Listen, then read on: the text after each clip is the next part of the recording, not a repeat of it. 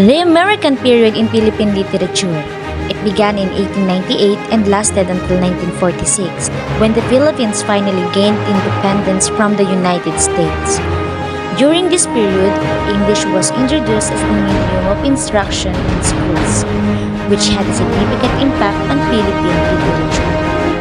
This video will explain the historical events, the influential authors, and also the literary works and also the key themes in American period in the Philippine literature.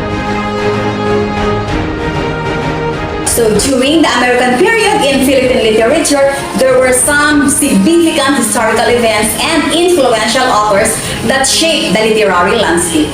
Here are some of them.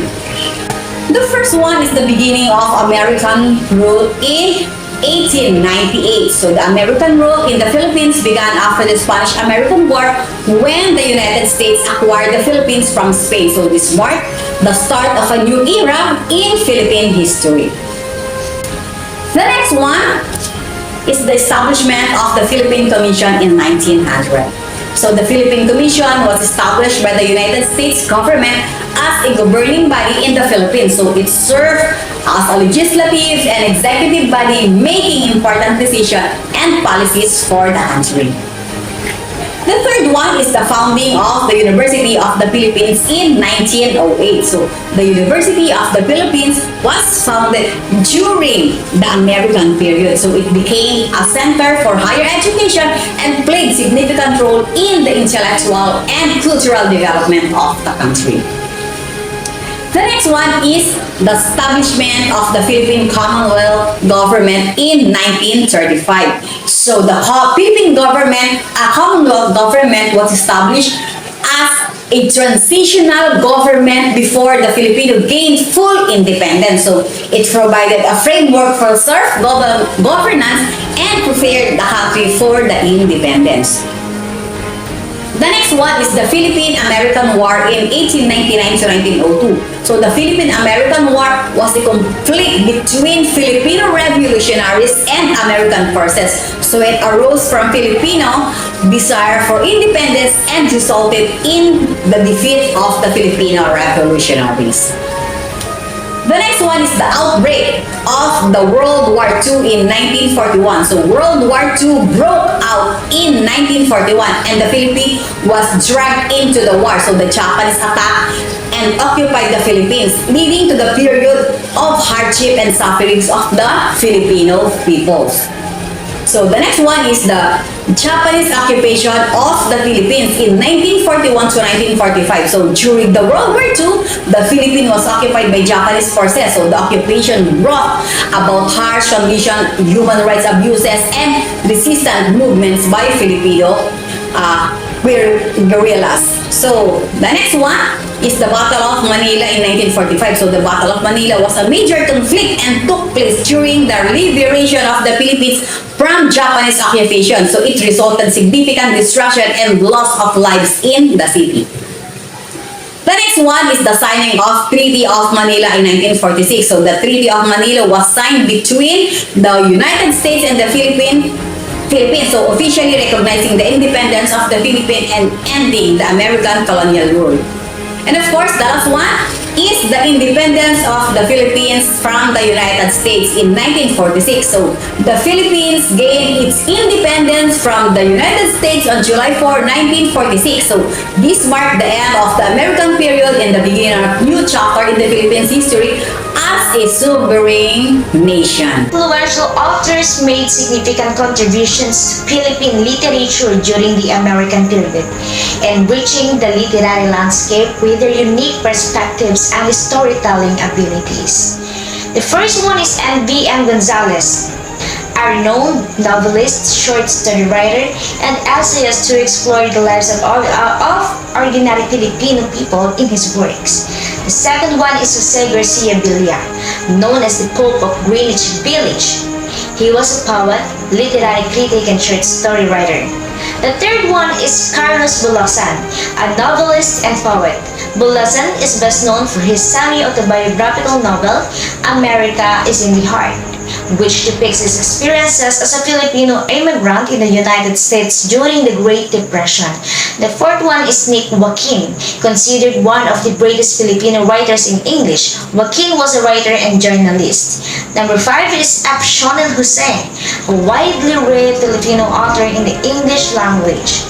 Number 6 is Maximo Calao, notable for his book The Development of Philippine Politics, which provides a comprehensive analysis of the political evolution of the Philippines from the Spanish colonial period to the American era.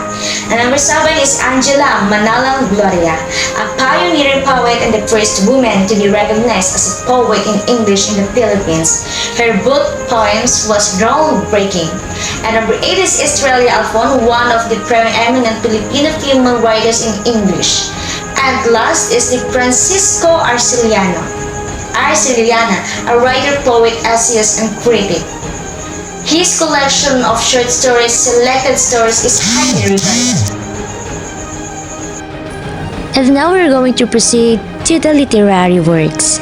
So, from the American period in our Philippine literature, it was marked by a significant shift in the type of literary works produced.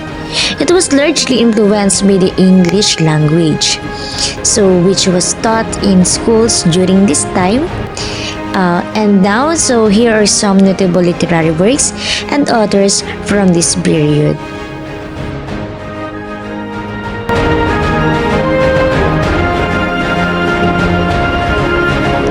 Now we're going to explore the themes. The American period in Philippine literature was a time of shifting paradigms and exploration of new themes.